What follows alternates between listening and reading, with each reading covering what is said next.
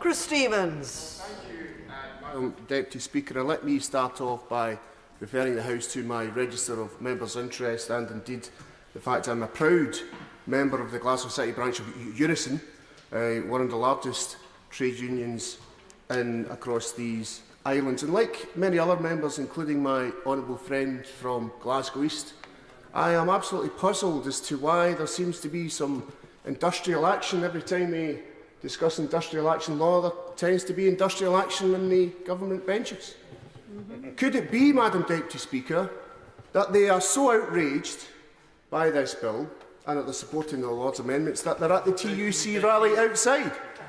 I doubt it somewhat, Madam Deputy Speaker. Or is it simply the fact that government backbenchers do not have the confidence in their own arguments in this legislation to come here and defend the government's position, as I believe it is the case?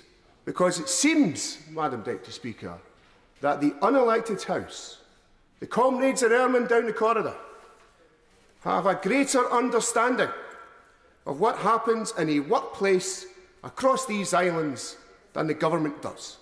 And you can see that in some of the amendments. It is quite incredible, Madam Deputy Speaker, that the government is opposing an amendment which says that it should be the responsibility of the employer to serve the work notice. The government then say that they want to keep the part of the bill which dismisses a worker. Now, this is quite incredible. I mean, could you imagine the scene?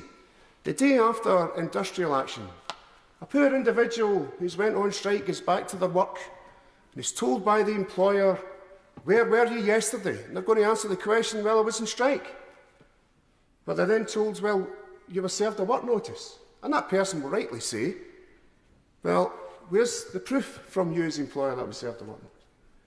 The employer's going to say, "Well, under the legislation, we don't need to serve that work notice, but we have the right to dismiss you because we think you should have been served a work notice," and you end up being dismissed. With no rights, incidentally, Madam Deputy Speaker, as I understand the legislation, to an employment tribunal. You really could not make this up. And then they also oppose an amendment, which is an actual sensible one, about looking at the oversight of the powers of the bill. Now, a government that's confident in its own legislation should welcome the fact that there's been an amendment placed which says that there should be oversight of the bill and that there should be a committee of each House looking at how those bills are exercised. And of course, as the Minister has indicated, he's opposing that particular Lord's amendment. And then we have Amendment 1. Now, I heard the Minister say that industrial relations is reserved. Well, not quite, I would say, Minister, because when there are elections to Scotland's Parliament or the Senate in Wales, political parties, at least the sensible and good ones, will have in their manifesto how industrial relations should be addressed in areas of devolved competence. That would seem a sensible approach for a good political party to do. It's why you have debates in both those devolved parliaments about the Fair Work agenda. We should have more of those debates in this place. But of course, I believe the government wouldn't know fair work and the Fair Work agenda if it crossed them in the street. And why I think the Lord's got it right in Amendment 1 is because the government seem to believe and take this position that they know better than the Scottish Parliament or the Welsh Senate on devolved areas of responsibility. The government is arguing by seeking to reject Lord's Amendment 1 that ministers at Westminster level have the expertise and knowledge to know what the minimum service level should be in the transport services of Scotland or Wales or the health service or anything else. They can't even manage their own minimum service levels in here, Madam Deputy Speaker.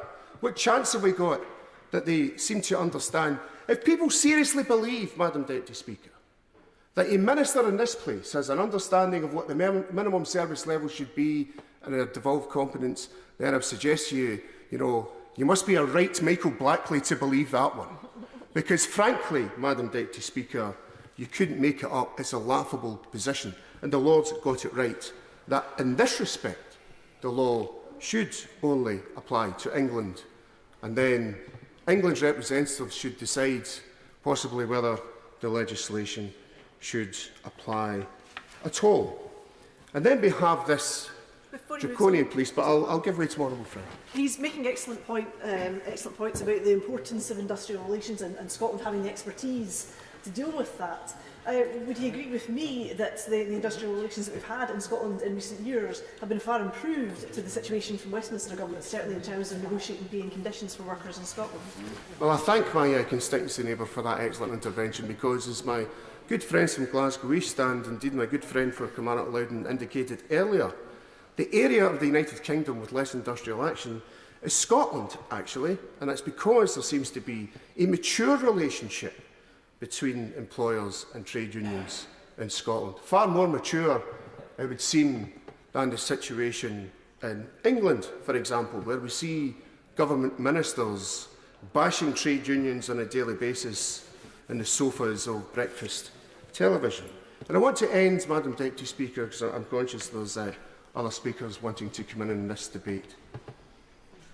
The fact that they want to dismiss a worker for having the human right to withdraw their labour is an absolutely despicable and disgraceful piece of legislation that would tie them in with countries like Russia and Hungary.